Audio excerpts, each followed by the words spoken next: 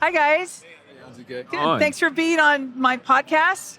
Can you introduce yourselves and say what you do right now? My name is Mike Benj. I'm a drummer and a music producer. Okay.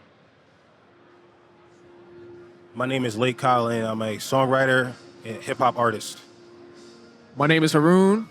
I'm a multi-instrumentalist, producer, studio owner, the whole nine. So I met you 2 years ago Yes. at a Spotify party, Yep. and then I re-met you last year at NAMM Yep. with Lake and Harun. So I've been impressed with your journey from you guys in this last year. So what I'd like you to do is talk a little bit about how you went from graduating, trying to get in the pro audio community, meet people, to where you are and what you're doing now. Okay, so from the beginning or Yeah, from start like, with you. All right, so basically I graduated college in 2016. I lived in Massachusetts for pretty much 8 years, 4 years in school, 4 years outside of school. And then during the pandemic is when I found the love for music production. We all had to stay home, so we had more time to practice crafts Right. and grow.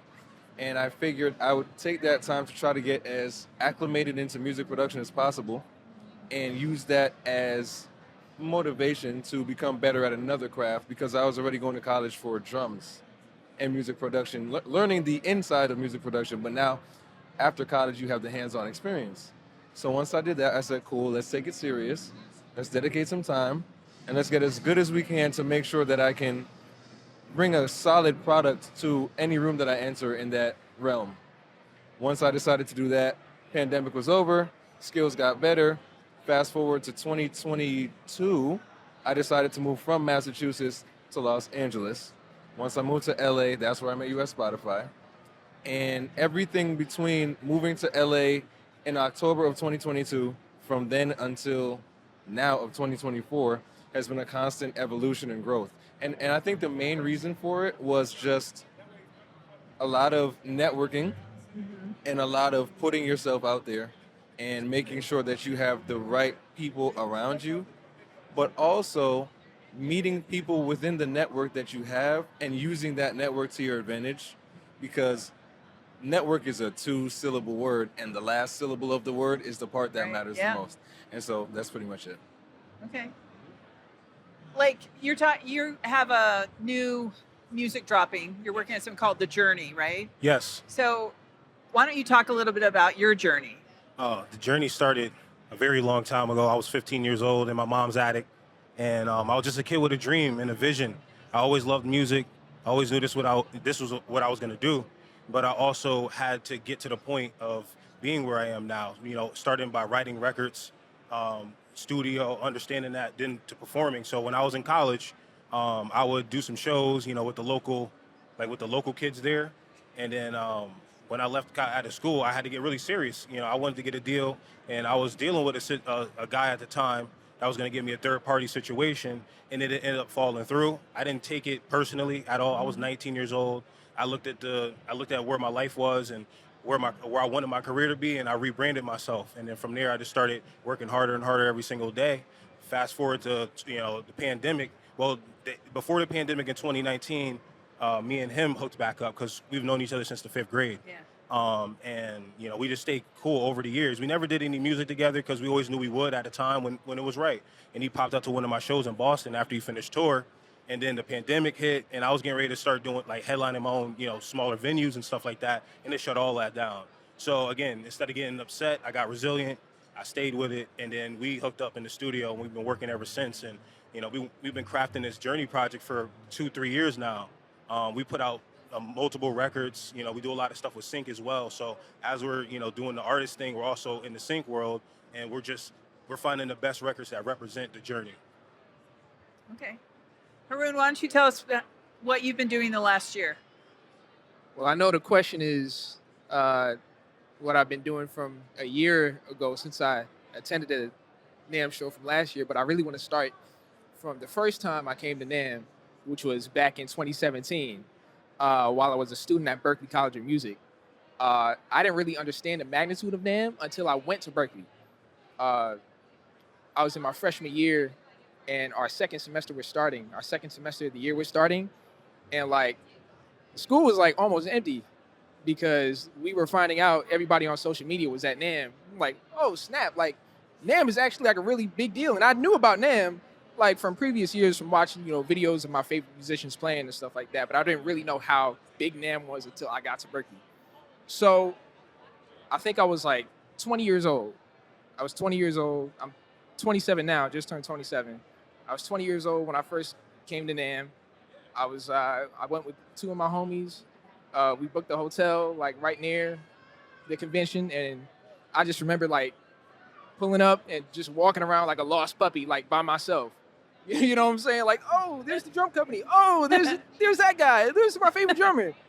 And so like really like fast forward to now, I'm out here doing podcasts, like at the NAMM show, like actually like really being involved in the NAMM show. So like it's that's really like my first like relationship with NAMM from like 7 years ago. Yeah. Really, as opposed to last year. Like, so. It's very cool. So for students, recent graduates, what recommendations do you have for them to be able to break into the industry for, the networking, becoming part of the community? What are your suggestions for them? It's not about how talented you are. It's not about how well you play your instrument or how well you do whatever it is you do. It's about your character. It's about building relationships, and it's not about being an opportunist all the time. It's not about, okay, what can I get from this person? It's really about how can I add value to this person? How can I add value to this person's business? How can I add value to this person's company? What can we do to work together? You know what I'm saying? So I can build you up as you're building me up. So that's really the most important thing to consider when you're in environments like this. So that's really my biggest advice to students and people that are trying to get more into the industry. Okay. And to piggyback off of what he said, build your community as you can, coming out of school, you should have people, like-minded individuals around you, because steel sharpens steel. And then you guys can go attack these things together opposed to being by yourself. And that's where our story is, because it's bigger than us, you know what I'm saying? Mm-hmm. So when you're coming out, build your community, and as you continue to network and your character grows, you just keep on building and make a good foundation. It's all about foundation. Yeah. Yeah. And to crystallize their points, I would add to that it's who you know, and it's also who knows you. It's about having integrity. I would also strongly suggest that you find something that you really are in love with doing every day, Mm-hmm. because there's going to be days where you're not going to feel like wanting to do it. Right. And so you have to have the love for it, but you also have to have the discipline to continue doing it on your good days, bad days, happy days, sad days. And then finally, I would say that at the end of the day, remember that we're doing something that many few people don't get the opportunity to do every single day.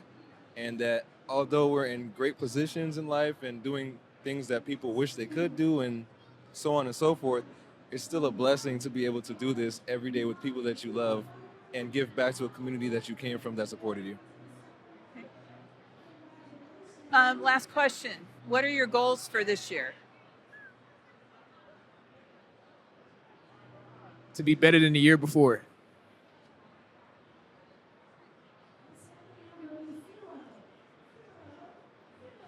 To do better than we did before and execute even better. Constantly reevaluate what we're doing just to be better. I started, doing this a long time ago, and every year you got to evaluate yourself to make sure you're heading in the right direction. Right. So we just want to keep doing what we're doing, but at a higher level. And when we make a mistake, be able to adapt to it and keep it moving. So. Both of those points, and then to build something that will be memorable and last long, so that when we're no longer here, it's substantial and has an impact on whatever community we touch, and then that we had left an example to say we did what we did, however we did it, and that if you put your mind to something, literally and figuratively, anything is possible. Actually, I have one other question for you guys. Other than yourselves, what artists would you want to give a shout out to now that people should be listening to and maybe they don't know about them? Come on, Harun.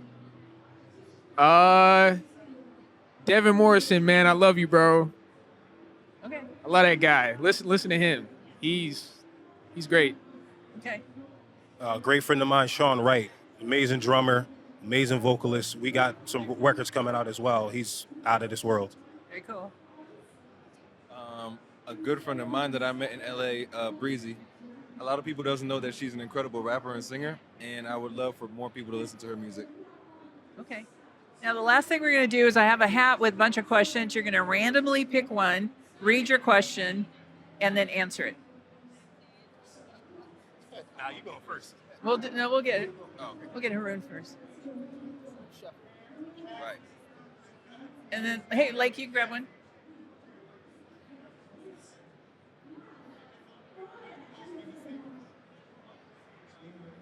Do I go first? Okay. Why don't you go, Harun? Read a book, man. Oh, the question. You want me to say the question? What's the question? Oh, the question is read a book or watch a movie? Should I answer it? Uh-huh. Read a book. What? Read a book. Okay, good. Yeah. Shout out one of your favorite mentors in music. I'm gonna say Wendy Parr. I'm gonna say Wendy Parr. We're gonna be doing some stuff in the future. Just a great energy. We had a conversation a while back, and it set me up to go farther. So, shout out Wendy Parr. Okay. What's your favorite show you've watched lately?